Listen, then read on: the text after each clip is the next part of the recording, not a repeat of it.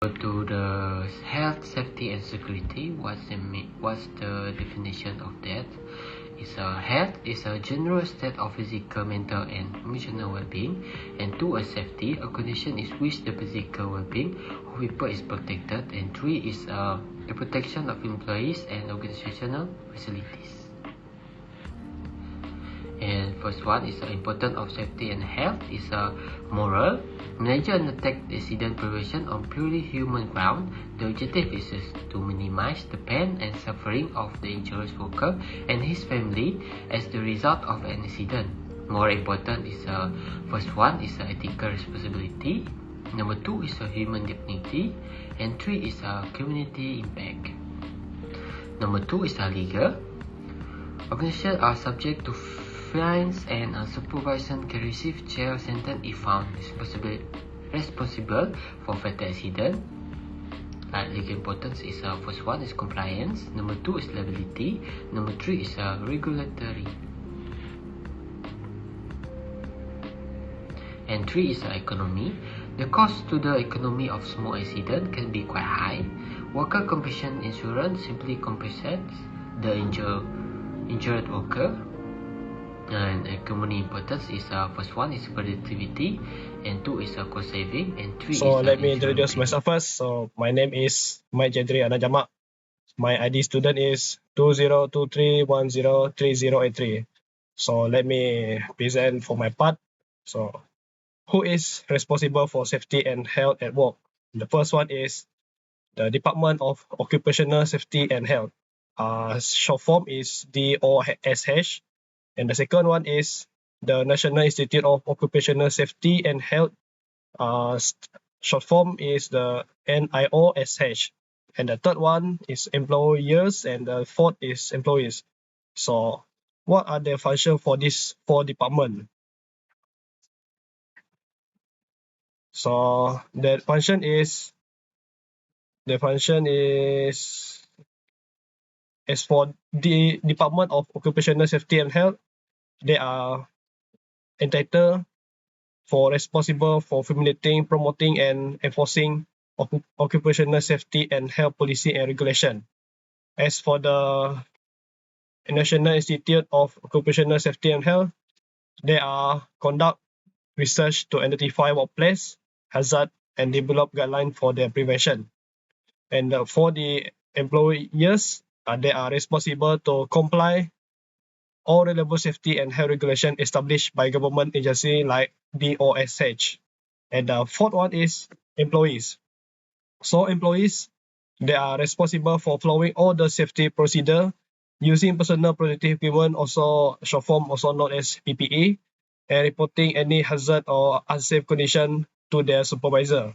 As for the duties for the employers, they are to ensure the proper arrangement for the use or operation, handling, storage, and transport of plants and substance. For the second duties for the employers is to provide information, training, and supervision to ensure safety of employees.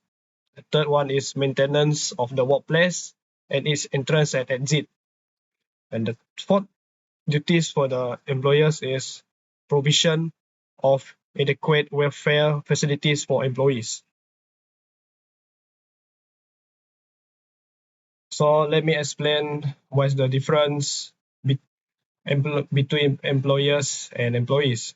So in terms of role as responsibility, employers are individual or entitled that hire and manage employees. So they are responsible for providing work, setting expectation, and overseeing the performance of employees. Meanwhile, for employee, there are more to primary responsibility is to perform the tasks and duties assignment to them by the employer. So the second one is in terms of decision-making authority. Employers typically have been decision-making authority and are responsible for making strategic and operational decisions that impact the organization. As for the employee, they are generally follow the instruction and decision made by the employer. And in terms of risk and liability, employers often bear the financial and legal risks associated with running a business. They are responsible for compliance with laws and regulation, and they may be held liable for action taken by employees in the course of their work. And in terms of employee, they are more to they have been limited liability for the overall performance of the organization. However, they may be held responsible for their individual action within the scope of their employment. That's all for me. Thank you. Hello, my name is Jonathan Anasumang. My student ID is 2023-127-055. Equipment of a safety committee. OSHA require all employer with 40 or more employees to appoint a safety committee. The committee must meet at least one in 3 months.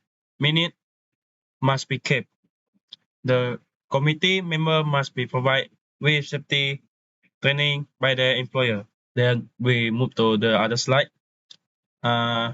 Safety committee. There are 3 functions of the committee. The first one is establishing a policy on safety and health matter, including the setting of rule and regulation. Second one is conduct an inspection of the workplace at least 1 in 3 months. The third one is analyzing record on accident and health problem, health hazard and other issue. They are sick of it. Number 1 is chemical hazard. Number 2, stress. Number 3, computer workstation or ergonomic. Number 4, smoking and tobacco smoke. Number 5, harassment at work. And the last one, cumulative trauma disorder. For my last slide is ergonomic. Ergonomic is the scientific discipline concerned with the understanding of interaction between human and other element of a system, and the profession that apply theory, principle, data, and method to design in order to optimize human well-being or overall system performance. In simple terms, ergonomic is about designing things that people use in a way that make them comfortable, safe, and efficient. This can include everything from the design of our workplace and home to the tool and equipment we use. There are pictures of check your body posture and working at desk. There are 3 pictures of it. You can see it. The first one is front sitting posture.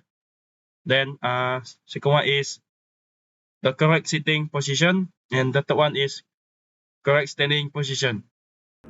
Okay, my name is Renori Chandrigi. My student ID is 202-3501F1. Okay, let's move to how can we promote safety and health. There are many things that we can do to promote safety and health, both individually and collectively. Here are a few examples. So for individual, practice safe behavior such as wearing a seatbelt, using sunscreen, and avoiding unhealthy habits.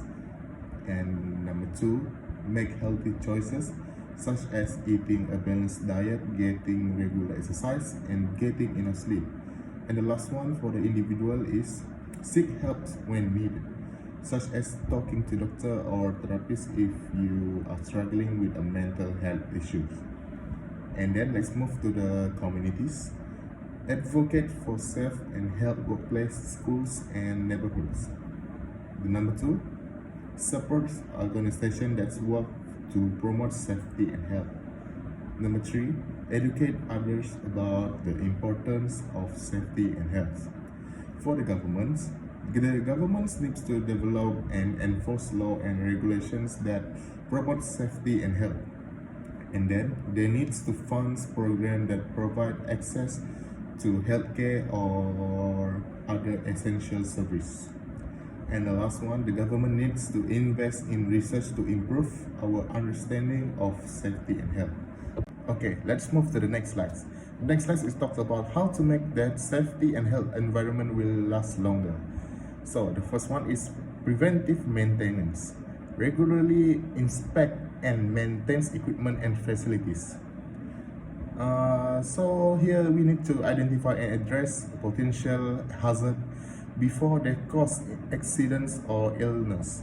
This includes routines, check for electrical issues, fire risk, structural damage, and manufacturing equipment. The number two is enforce safety protocols and procedures. Implement clear guidelines for safe work practices and behavior, and ensure everyone follows them consistently. This applies to everything from proper lifting techniques to handling hazardous metal. And for the last one, for our overall slide is promote a culture of safety and health.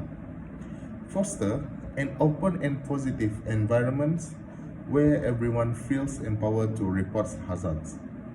Suggest improvement and prioritize safety concerns. Encourage regularly safety training and discussion to keep awareness high. So that is all for me. So thank you.